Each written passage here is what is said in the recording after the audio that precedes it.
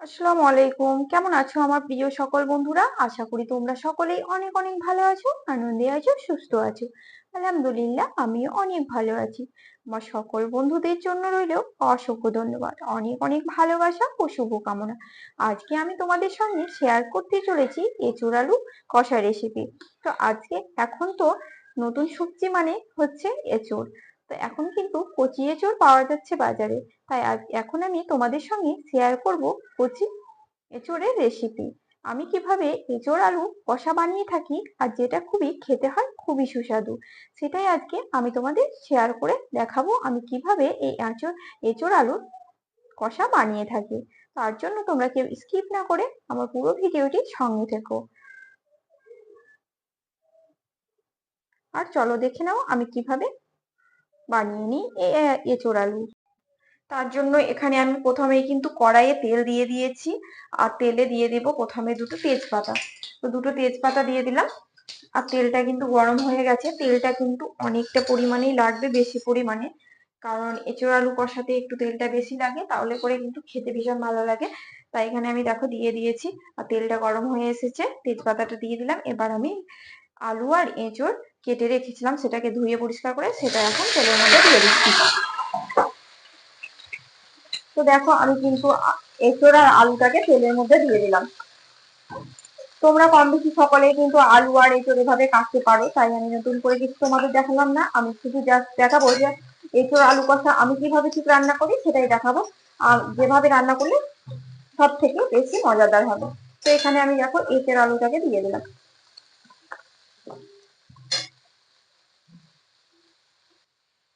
এবারে এর মধ্যে আমি দিয়ে দিচ্ছি দেখো স্বাদ মতো লবণ। স্বাদ মতো লবণ দিয়ে দেবো, কারণ ভাজার সময় যদি লবণটা দেওয়া হয় তাহলে এঁচোড় আর আলুর মধ্যে সুন্দর লবণ ঢোকে, তাতে করে ভীষণই ভালো লাগে খেতে। আর শেষে লবণটা দিলে কি হয় যে লবণটা ভালো মতো ঢোকে না আলুর মধ্যে, এঁচোড়ের মধ্যে একটু পাঞ্চে পাঞ্চে ভাব লাগে হালকা হালকা। তাই এঁচোড়ের মধ্যে দিয়ে দিলাম, এখানে দিয়ে দিলাম হলুদ। হলুদটা দিয়ে আর লবণটা দিয়ে আমি ভালোভাবে ভেজে নেব। হলুদটা দেওয়াতে সুন্দর একটা কালার হবে ভাজার সময়, তাই আমি ভাজার সময় হলুদটাকে দিয়ে দিলাম। এবার এটাকে আমি ভালোভাবে ভেজে নেব।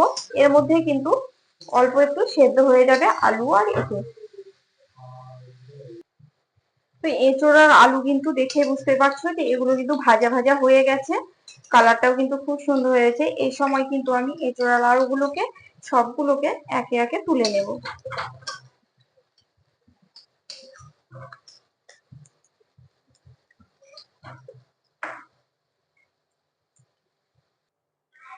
তো এঁচোড় আর আলু ভাজার পর যে তেলটা রয়েছে তার মধ্যে কিন্তু আমি দিয়ে দিচ্ছি শুকনো লঙ্কা।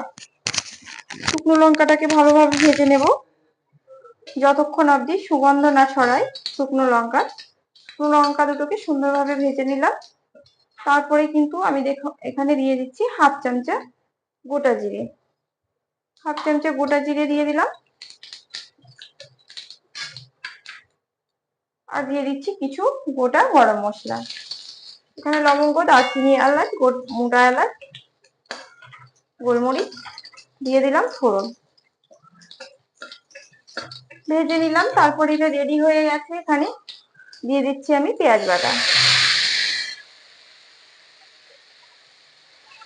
পেঁয়াজ বাটার পরিমাণটা একটু বেশি লাগবে, পেঁয়াজ বাটাটা হবে হলে গায়ে গায়ে হলে এছাড়া বেশ ভালো লাগে খেতে। তাই আমি এখানে বেশ পরিমাণে 4টে পেঁয়াজ বেটে নিয়েছি, আর সেই বাটা পেঁয়াজটাকে দিয়ে দিলাম। তারপরে পেঁয়াজটাকে একটুখানি কষিয়ে নেব যতক্ষণ পর্যন্ত পেঁয়াজটা কাঁচা কাঁচা ভাবটা চলে যায়। পেঁয়াজটা আমাকে কষিয়ে নিতে হবে।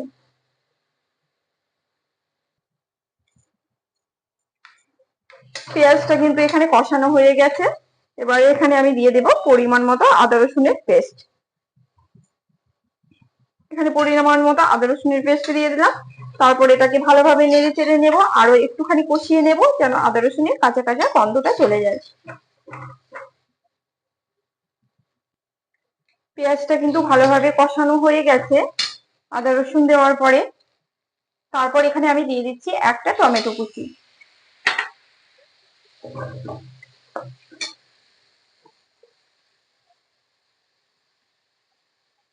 দিয়ে দিচ্ছি পরিমাণ মতো হলুদ। এখানে দিয়ে দিচ্ছি 1 চামচ জিরের গুঁড়ো, দিয়ে দিচ্ছি 1 চামচা ধনে গুঁড়ো। তারপর সবকিছু মশলা দিয়ে এটাকে ভালোভাবে কষিয়ে নেব।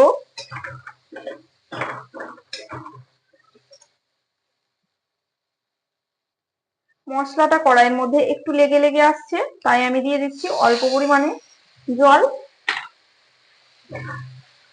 তারপর আরো ভালোভাবে এটাকে 5 মিনিট মতো কষিয়ে নেব।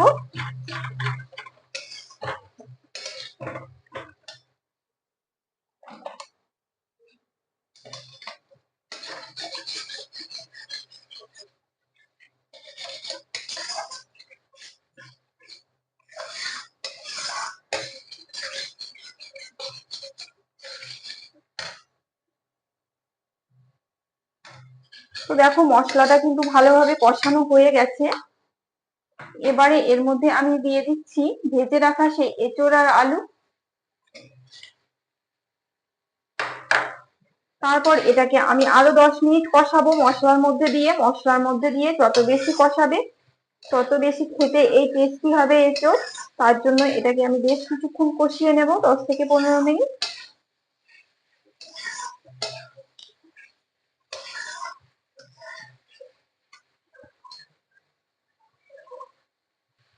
তো বেশ কিছুক্ষণ কিন্তু আমি দেখো ভালোভাবে একদম কষিয়ে নিয়েছি। ভালোভাবে কিন্তু কষানো হয়ে গেছে। তোমাদের হাতের কাছে যদি সয়া সস থাকে তাহলে অবশ্যই 1 চামচে সয়া সস দিয়ে দিতে পারো, তাতে করে ভীষণ টেস্টি হয়। এখানে সয়া সস তো অবশ্যই অপশনাল, সয়া সস কিন্তু আমি এখানে ব্যবহার করলাম না। তোমাদের যদি হাতের কাছে সয়া সস থাকে তাহলে অবশ্যই দেবে। এখানে এবার আমি দিয়ে দিচ্ছি গরম জল। এখানে কোনো রকম ঠান্ডা জল ব্যবহার করবে না, কারণ রান্নাতে কোনো রকম ঠান্ডা জল ব্যবহার করতে নেই।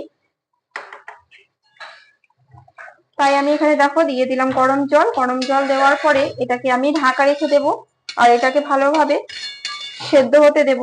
এঁচোড় আর আলু কিন্তু 80% সেদ্ধ হয়ে গেছে ভাজার সময়। তো এখানে আরো একটু সেদ্ধ হলে হয়ে যাবে, তাই এটাকে আমি ঢাকা দিয়ে দিচ্ছি এখন। এবারে দেখে নেব এঁচোড় আলুটা ঠিক কেমন হয়েছে। তো এঁচোড় আলু কিন্তু সেদ্ধ হয়ে গেছে ভালোভাবে, আর এটা খুব সুন্দর থকথকে হয়েছে। তো এখানে দেখো আমি দিয়ে দিচ্ছি 1 চামচা গুঁড়ো গরম মশলা, আর দিয়ে দিচ্ছি ধনেপাতা কুচি ছড়িয়ে, দিয়ে দিলাম ধনেপাতা কুচি। আর সবশেষে সব থেকে বেশি টেস্টি করার জন্য এখানে আমি দিয়ে দিচ্ছি 1 চামচা ঘি। ঘিটা অবশ্যই দেবে শেষে 1 চামচা, তাতে করে ভীষণ সুন্দর টেস্ট আসবে ঘিটা দেওয়ার পর, আর ভীষণ সুন্দর সুগন্ধ হবে। তো দেখো সবকিছু কিন্তু আমার দেওয়া হয়ে গেল। এবারে আমি গ্যাসের ফ্লেমটাকে বন্ধ করে দেব।